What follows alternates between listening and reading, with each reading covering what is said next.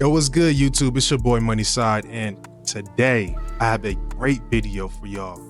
Have you ever experienced input lag whenever you're trying to shoot or pass the ball in NBA 2K25? I know you have.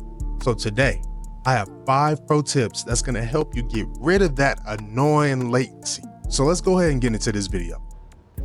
All right, guys, tip number 1, choosing wired controllers over wireless controllers. Did you know that having a wired controller actually reduces and gives you a latency edge? The majority of pro players are using wired controllers, not wireless controllers. Let me tell you a little bit of information about wireless versus wired. Now, a wireless controller typically runs around 5 to 10 milliseconds in latency. Now, wired controllers usually run around 1 to 5 milliseconds in latency. Now, what do you prefer? 10 milliseconds in latency or 1 millisecond in latency? You decide. But I want you guys to go ahead and connect your controllers to your Xbox.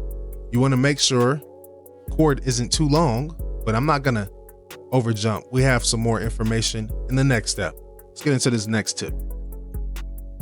Tip number 2, the power of a high quality cable. Using a high quality cable matters more than you think, bro. A good USB 3.0 or higher can give you faster data transfer, which helps keep your input steady and reduces lag. Plus, braided cables are way better than the plastic ones. So I want you to know, if you're bending it or if there's too much wear and tear, that can actually interrupt the performance of your controller. Well, excuse me, not your controller, the cord itself, right? So you want to make sure that the cord that you buy, there's a couple of ones that I'm going to bring up on the screen here, right? There's various prices. You want to make sure that it's a 3.0 and higher, and it's not above 6 feet. If it's above 6 feet, then it can bend, it can do a lot of things, and it can mess with the transfer of data. All right. So you have these options here. Make sure you head over to Best Buy or Target, or make sure, don't just go buy no cheap cord. It has to be a 3.0 or higher. Okay. Tip number 3, clearing your game cache regularly. A lot of people aren't even aware about this, but this helps with smoother loading and even cuts down with smaller freezes or stutters.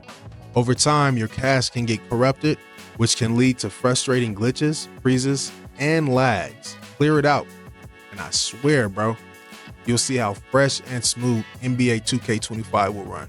Guaranteed.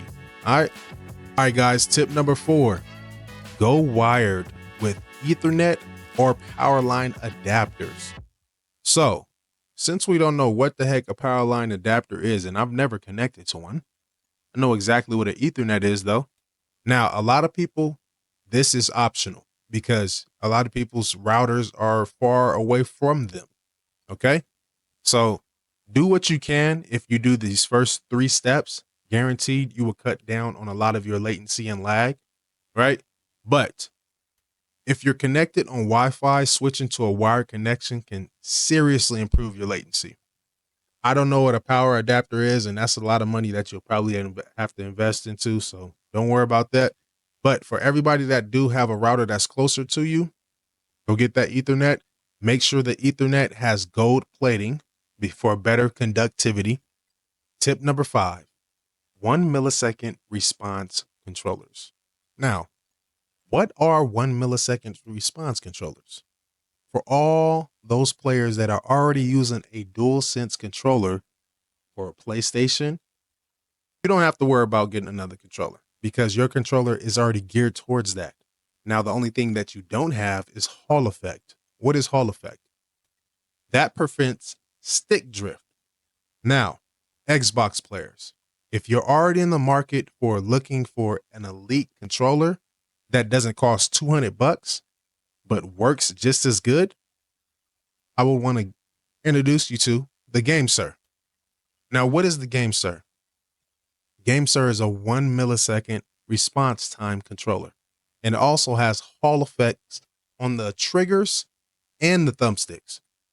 How many of you guys drop your controllers a lot and it messes with the thumbsticks and triggers? This controller can prevent that, right? Now, a 1 millisecond response controller obviously is self-explanatory. Once you press the button or the stick, it's going to respond to what you're trying to do. So if you do steps 1, 2, and 3, optional 4, like I said, not everybody is connected or close to the router. But then if you invest into a great controller, PlayStation, if you're already doing this, you should be already in the game, right? But Xbox, if you invest into this controller, I've had this controller for about a year now. I'm going to buy another one. This one is perfectly fine. There's nothing wrong with it. What I mean is whenever this is worn out, I'm sticking with this brand. This is a great controller. I've looked at a whole bunch of different controllers. I've had all the Elite controllers, 1 and 2. Bro, not comparable. Like I said, if you have the money, it's around 30 to 40 bucks. I'm going to bring it up here, show you guys. It's not too expensive. And I'm also show you how long I've had mine. I purchased it. But like I said, let's wrap this video up. If you follow 1, 2, 3, and 4, and 5, you should greatly improve on the latency that you experience playing NBA 2K25, whether you're shooting or passing. So everybody in the comments, if you made it this far, go ahead and drop a like. Go ahead and drop a sub. We're at 452 subscribers. I want to give a major shout out to everybody for showing love. Money Side, I'm out.